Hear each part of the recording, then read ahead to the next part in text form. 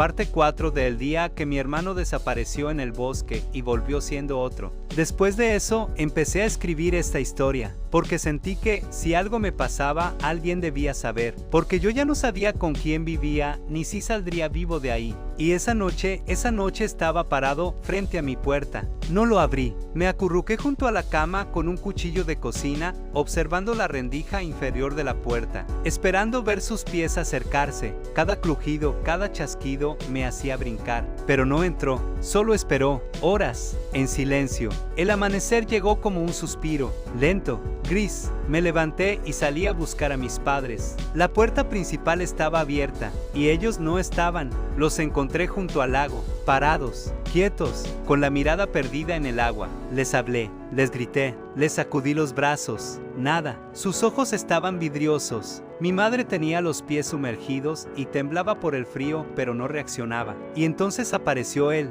Daniel, o lo que fuera que era. Pero esta vez no venía solo. Desde los árboles comenzaron a salir otros, figuras humanas, docenas, quizá más, ancianos, mujeres, niños. Todos caminaban descalzos, sucios, con ramas en el cabello, y todos con esa sonrisa inquietante idéntica a la suya. Nos rodearon.